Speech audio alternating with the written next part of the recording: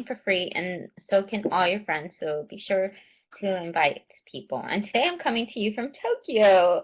And so you met a special guest earlier, and today we're going to talk about a good subject, which is how to have fun in the classroom, even with adults. And this would apply for teenagers as well. These are just some games. And I've taught adults in Texas, I've taught adults in Greece, and I've taught adults in Germany. And so I have found that fun isn't necessarily universal. And I think that a lot of times we think that adults that we teach don't want to have fun.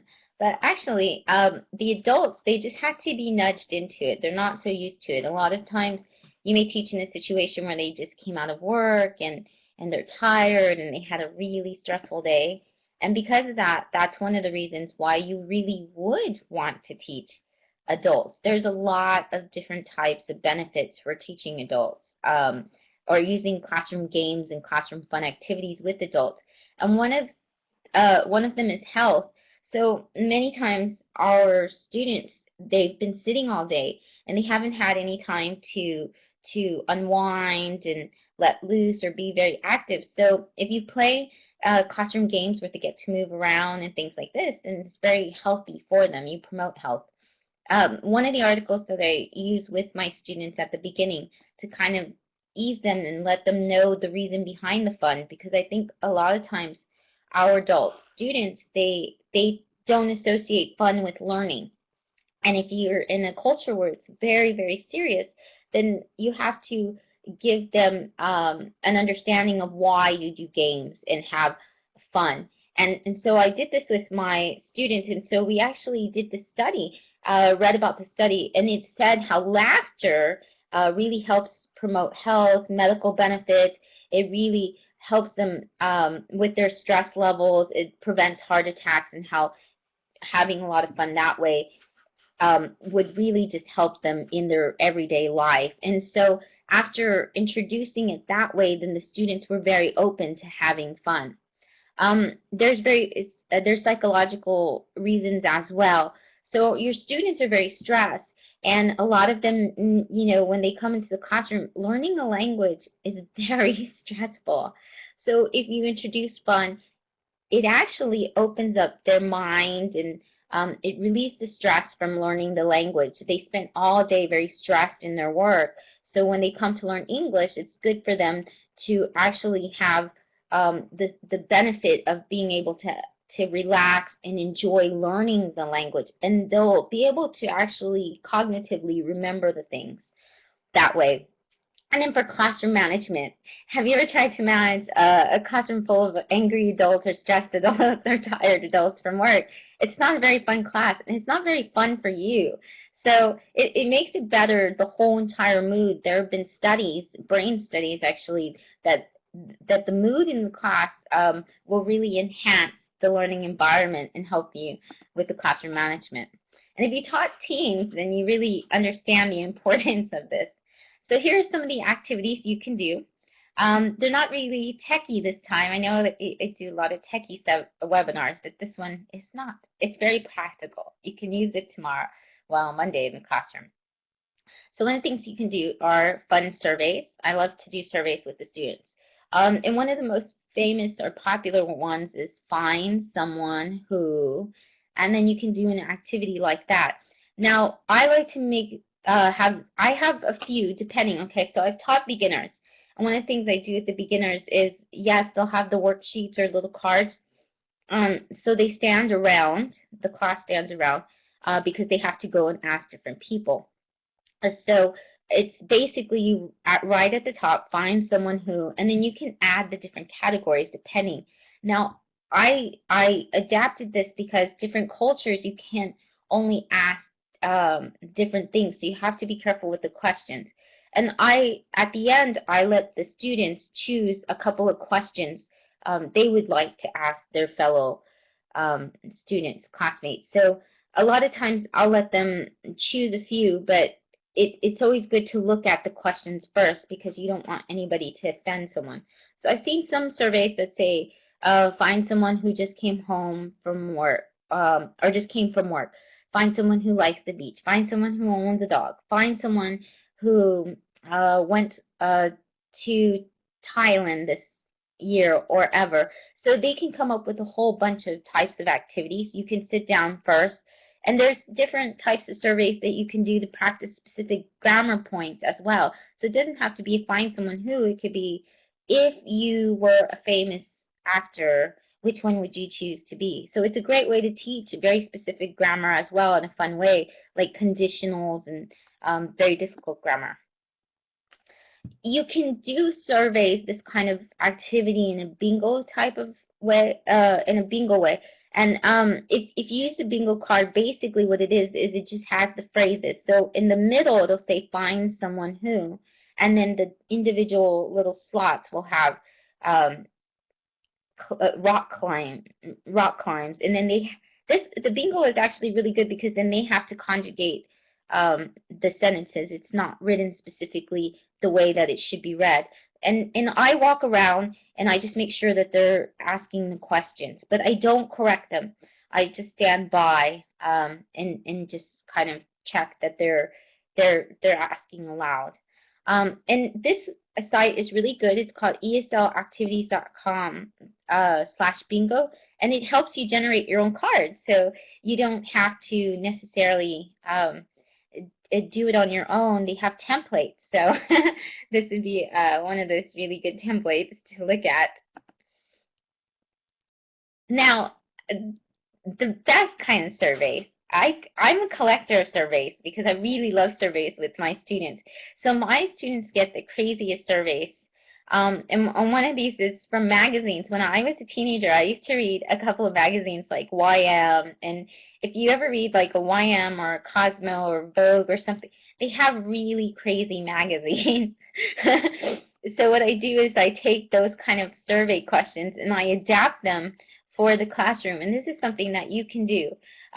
You know, how to know if you're if you're going to be rich, or something really just wacky like that. How to know if you're a happy person or are you a moody person. So these are really kind of fun activity surveys that you can adapt. Psychology tests. So if you had to take psychology like I did and you didn't find a point for it, I did. I used a lot of my psychology tests. I've adapted them with my adult students, and they love them because a lot of adults really love psychology.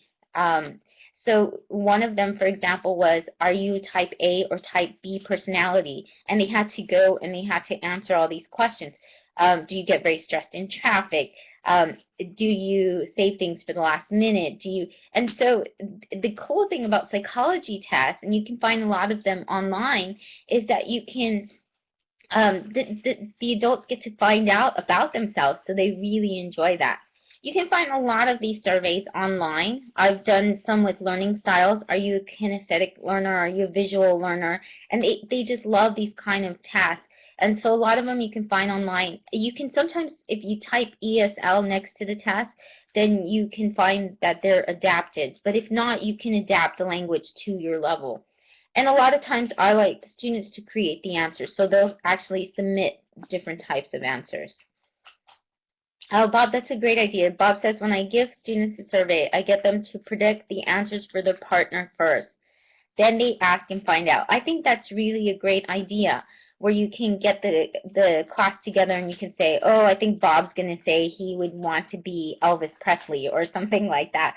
So that's a really great way of changing the survey type of questions and making it fun. So, and you get into great discussions. So what I try to do is I have the individual first. They walk around like you see in this picture. They're walking around, they're standing, they're moving, they're waking up. And then I time it so that way and sometimes you can add incentives. Like if you're the type that wants to have candy or something like that, you can do that as well. You know, it's good to get the sugar levels up after they've been at work all day. And then we have the class discussion after. And usually we'll sit in a circle and then we'll say, I'll ask questions like, okay, if what was the most interesting answer that you had? So I don't have them go through every single answer, but I say, what was the most surprising thing that you found about someone? And they'll say something like, ooh, Bob didn't really want to be Elvis. He wanted to be Patrick Swayze because he is a famous, he does professional dancing. And you get into some great discussions that just kind of emerge out of that. And those, I think, are the best kind of class, interesting discussions. And you get to know a lot about the person. The other one is to ease your students into it. So a lot of times adults, as you may find, are not exactly motivated to participate. Sometimes you have to kind of egg them in there. And so you can relax them by playing background music, such as classical music, something that's not distracting. And often you'll see that they'll relax more because of the music in the background. But don't play it too loud because you want them to hear each other. Okay, so Nathan suggested one. He says, God Save the Queen puts them in a good mood. Okay, great. My other favorite types of activities are hot seat games. I play a lot of hot seat games with my adult students. And this is what the hot seat game is. Basically, the student sits in the seat that's in the front of the classroom, and the rest of the students get to ask that person questions because that person is in the hot seat. Now, there's various types of versions of the hot seat. It's not something I invented, but it's something I found out about. And the one that I use at the beginning of all my adult classes is who, what, when, where, and why. And so it's a great way to get to assess my students and figure out what they know about things like asking and forming questions and also replying to them. So it's a great way to assess their English. So basically, I just write who on the top of. I start off and I say, okay, so now this is Teresa, and Teresa is sitting at the front, and I usually have someone volunteer. So the bravest student will usually volunteer, and they'll sit in the front. And I'll say, okay, your job is to basically ask a question with who. You can't ask the same question, and if they don't ask it correctly, then I correct it on the board. I don't correct them in the middle of asking because the point is to ask the question. Now, so every single person goes around and asks Teresa something about who. Who is your favorite author? Who, uh, you know, different types of questions, sorry. But and the students have a pass card, so they can pass for one round if they don't want to ask a question. So it's very stress-free. And so they find a lot of interesting questions, and they sometimes, like, for example, why? They have a difficult time, and we get a lot of laughs because they'll ask something like, why are you wearing a colored jacket? Or why is the sky blue? And then it's interesting to see the person in the hot seat answer this. Now, the person in the hot seat does not have to answer the question. But a lot of times I find, actually, mostly, I haven't had a chance, a situation where an adult doesn't answer a question. But I do let them know if you're not comfortable answering a question, you don't have to. Then afterwards, we go through the corrections. I'll correct it and I'll try to get them to correct it themselves. Like after the series of questions is on the board, we'll go back and I'll say, okay, there's something wrong with this question. Would you, what do you think is the problem with this question? And usually I find that they can correct themselves pretty easily. So that one's a really good one. They have a lot of fun. You can ask them a series of questions. So at the end of the year, when I think they all know each other very well, then we play this other hot seat game where one person's at the table and they already answered a survey, and the survey asked them really crazy questions like, which celebrity would you like to sing at your next birthday party? On your next date, would you prefer to go on a yacht cruise, or something really interesting and exciting like that? If you sang karaoke, which song would you sing? And so I tell them to do three choices. So then I have to come up with choices for the hot seat. I say, okay, Teresa, if Teresa were to have a famous celebrity sing at her next birthday, who did she pick? Now, if she wrote Elvis, then I might say she wrote John. Did she say John Mellencamp? Did she say Britney Spears? Or did she say Elvis? And then each student actually is in a contest to see how many they get right of that person. So they really, really enjoy this activity a lot. And they're so surprised because some of the adults, you'd be very surprised, they have things like rappers that they like to sing at their birthday party and different things like as well. I think these kind of hot seat activities are fantastic to use with an interactive whiteboard because they get to keep the questions, they get to keep the corrections, and they get to really see that they have a list of things that they came up with. This is the language they came up with, and it really helps them to see the grammar and everything that they went through, like a review. So that is their vocabulary, what they came up with. You can find a lot of surveys and templates and icebreakers and things like that on Boggles World, ESL.com, which is what I use a lot for a lot of things. It even has a lot of great young learner stuff and flashcards and a lot of templates, so that way you can adapt a lot. So I really recommend Boggles World, ESL.com. Card games. These aren't your typical card games.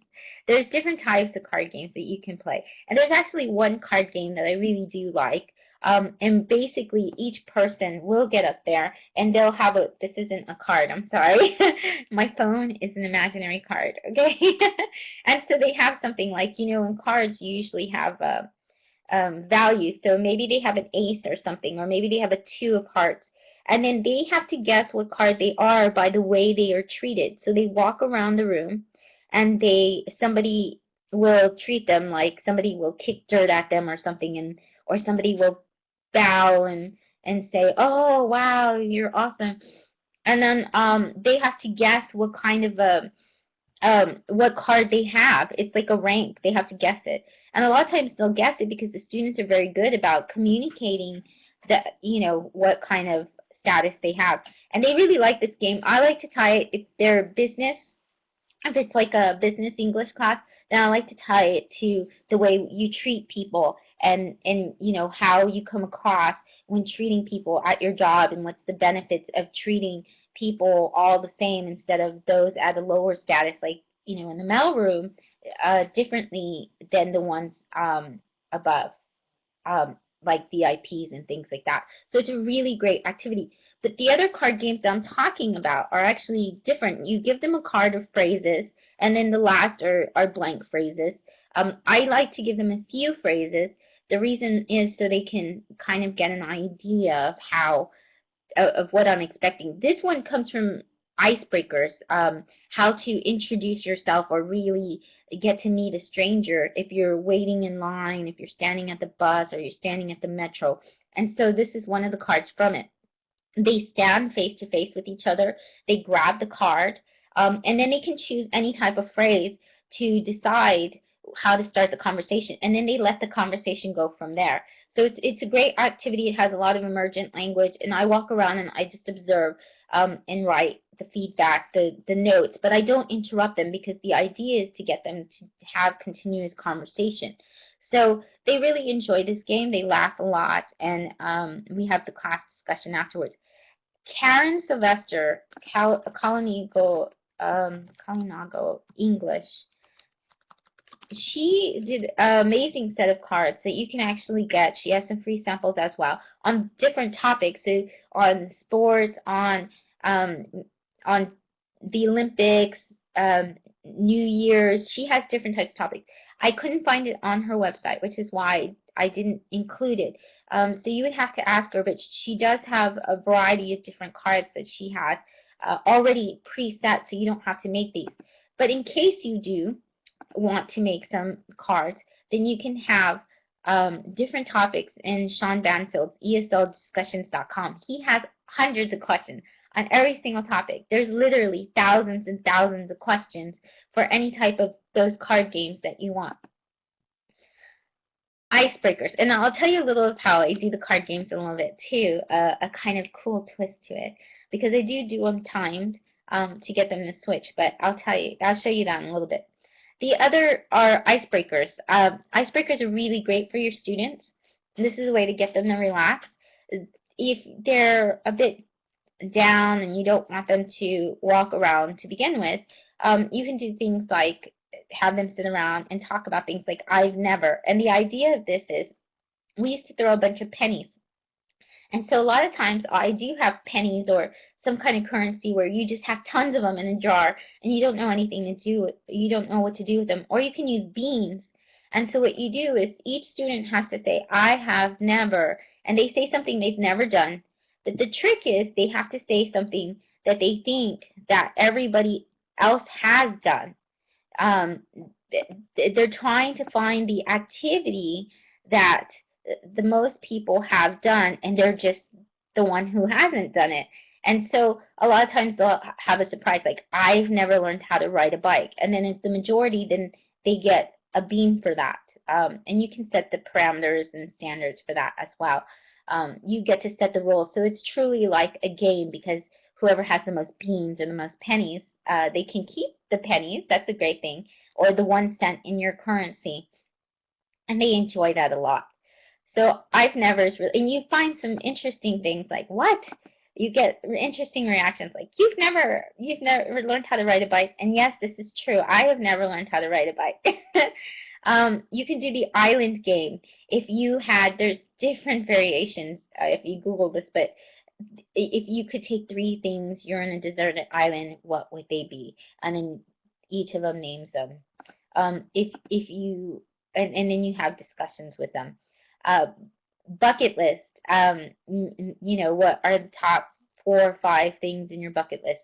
This is a great one to do the prediction activity that Bob was talking about, where you can try and guess what your partner is going to say is on their bucket list, and then you figure it out to see if they actually, uh, you know, did those things, or if that would be on their bucket list. So that's a lot of fun too. And a bucket list is basically, in America, we have this concept of kick the bucket. You may have heard that phrase. And what it is there are people who make a list of things they want to do before they pass away. So it could be something like climb Mount Fuji, or be very kind to another person, or you get so many different variations. Actually, the most popular kind of activity that my German students did was have friends over for dinner, like a certain set of group of friends, which I thought was very interesting, but they have a lot of fun with that one. Share surveys. So this is very different. So if you take a survey question, just 1 or 2 or a couple questions, you stick it under their chair, or you stick somebody else's name under the chair with that they have to sort of like interview. Then they have to run around and they have to find that person. So it's really great because they don't know when they walk in the classroom that they have something under the chair. And then you say, well, look under your chair, this is your activity. And it gets them to walk around and move around, and they have a lot of fun that way too. And they're surprised, they're pleasantly surprised there's something under my chair. And then the Who Am I game that I was talking about earlier with the card, where you have like an ace or a queen, and then you have to guess who you are. But you can do this with other things too. You can get little Post-it notes, and you can just write out different types of things. You can do this for careers. You can do this for animals. You could do this for famous people. It depends what the theme is, and then you can adapt it. And the way they treat them is that, or the clues they give is the way that they get to decide or guess who they are. There's different board games. Now, I did another webinar on board games, so you can just look at the archive of this webinar. But some of the ones that are really great for students are win, lose, and draw. And what that is basically they get little topics, and then the one person in the team has to draw that topic, and the rest guess what it is, like a phrase. It's basically like charades almost, but you get to draw instead of act it out. And I find that a lot of the students really enjoy the drawing more and feel more comfortable than charades. So I like to play win, lose, or draw. And then, of course, the team with the most points gets it. And you can use any kind of vocabulary and things like that as well. Taboo. Taboo is a great board game for students where they have to guess what the word is, but you have a series of vocabulary words that they cannot use. So, for example, if it's Porsche, if this is going to be your vocabulary word, or then they can't. It'll say things like, you can't say car, you can't say automobile, you can't say, and then it makes it very tough for the student to describe the word without, and they have a timer. So Taboo is a fun game. Apples to Apples, which is another really, really great game. And if you go to the webinar on board games, you'll see what that one is. And that's my favorite game. My students love it as well. There's a lot of impromptu games. And there was a webinar on this as well. And so with the impromptu games, there's a lot of things that the students can do with impromptu. It gets them excited. It gets them out of the chair. There's one called Yes and if you've seen the drama webinar, then you'll see where Sabrina and I do this together on webcam. It's really fun. And so what happens is that you tell someone a piece of gossip or news. The student tells them a piece of news. By the way, did you hear that Jennifer Aniston got married? And then the other person says, yes, and did you also hear, and they have to continue the conversation, that Jennifer Aniston was having a baby or something, and they just continue and continue. And the idea is they have to go on for so many seconds or minutes that you put on the timing.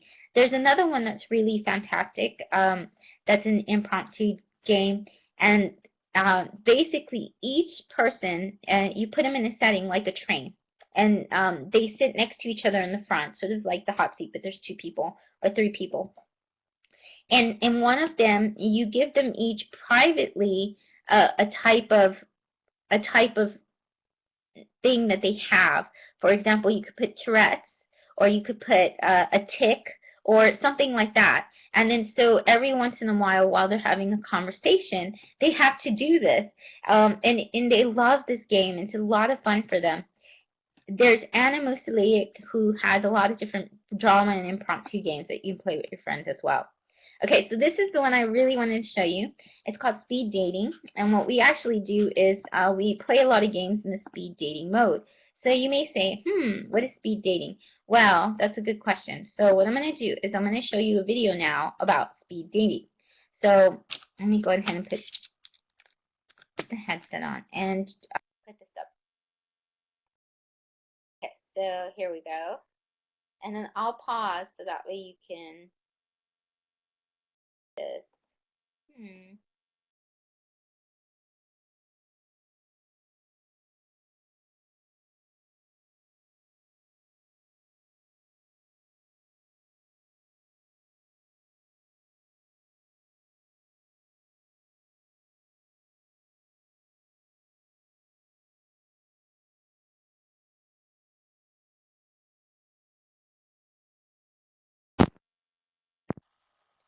It may not have come up.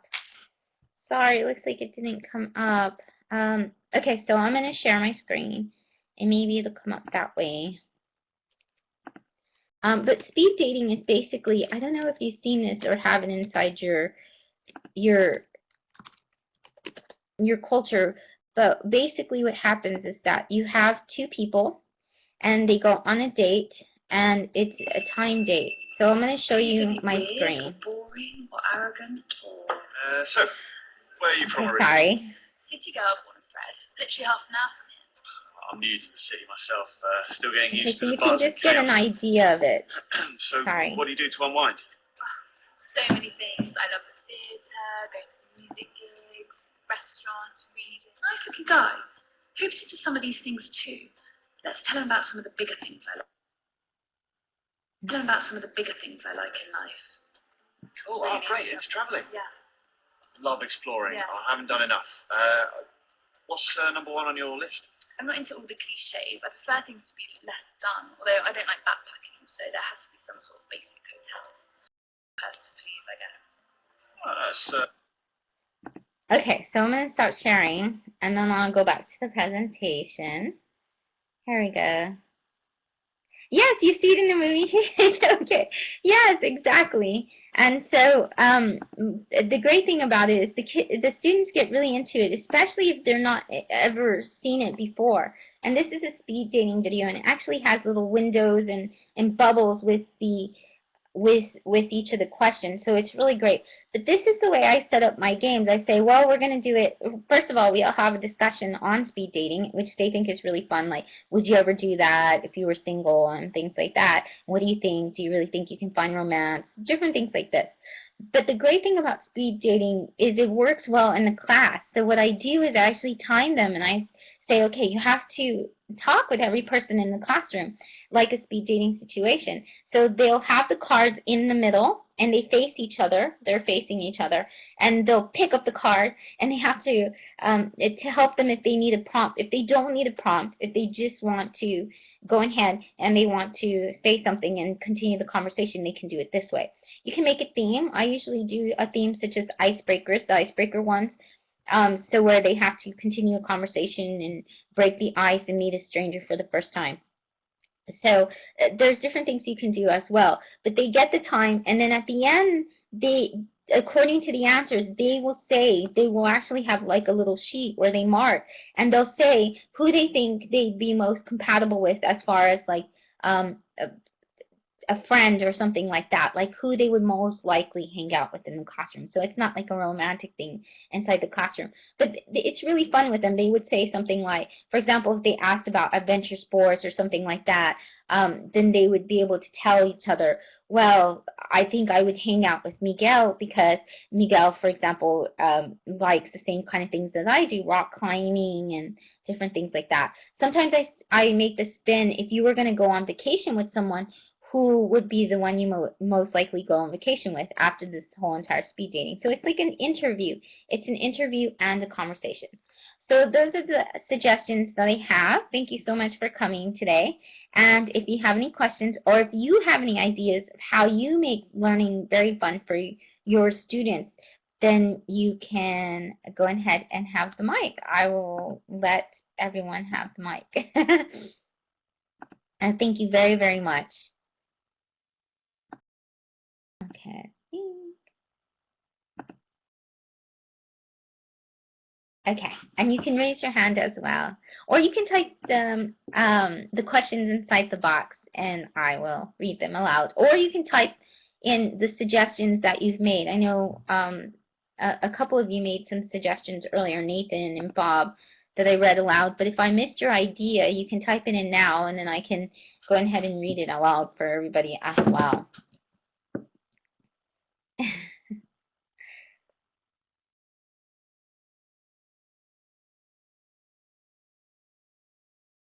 Okay, so I see some typing, so I will wait a little bit. Oh, well, you're welcome. Hopefully you'll have more. If speed dating is not in one's culture, then you can do it with a newcomer in the class, how you would start a conversation. Oh, I think that's a great idea, Javiera. And a lot of these things are adaptable. So I think that's one thing you do have to be aware of is the culture and not offending that culture. So you can definitely make it adaptable to the culture. So that's a good point. Thank you for bringing that up. And that does come with a warning, because if you're not a teacher of that particular culture, it's a good way for you to learn about the culture and make sure that your activity really supports an interactive kind of respectful environment.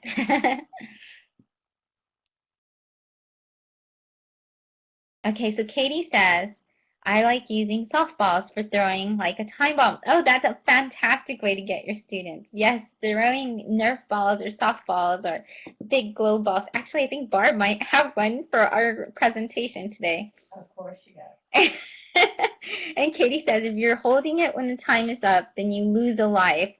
I did this with infinitives and gerunds, and they have a list of verbs, and they have to make sentences using the verb on their list and being careful that the next verb is in the correct form. That's a great activity, Katie. That's fantastic. And that's a great way to practice grammar. Okay, and if it's not, then their partner can reject it and not accept the ball. That's a great activity. Okay, Miguel says, I like to get students to share something surprising about themselves, and then you get a lot of interaction Yes, because they say very strange things. Yes.